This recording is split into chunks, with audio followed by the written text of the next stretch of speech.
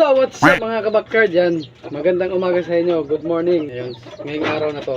So, ngayon, papakita ko sa inyo yung ating pagpapakain. So, bago tayo pumunta sa ating video mga kabakyard. So, hindi ka pa naka-subscribe sa aking YouTube channel. Yan, paki-subscribe na lang po. Yan, Boknoy's Vlog. Paki-click na lang po notification bell button para updated kayo sa mga video na aking i-upload. So, tara mga kabakyard, samahan nyo ako sa pagpapakain.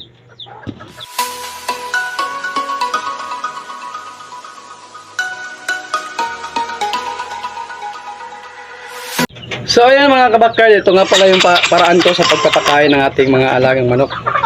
So ayan mga kabakyard, ito po yung ginagamit kong pampatak sa paglagay ng para sa pagkain. Ito po, isang patak po para sa ating mga alagang sisiw.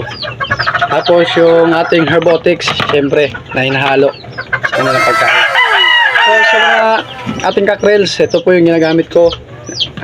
Nalagyan ko po sila, binabasa ko po yung pagkain nila. So tara, ipapakita ko sa inyo mga kabakyard.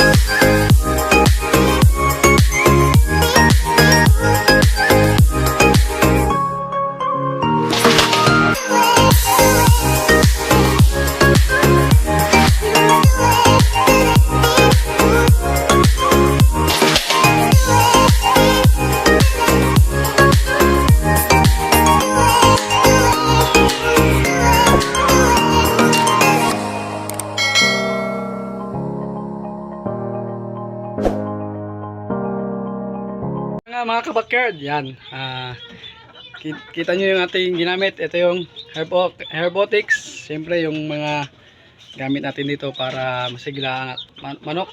Ito yung red cell, yan, sa ating mga stag, yan. Siyempre yung multivitamins sa araw-araw natin pinapainom.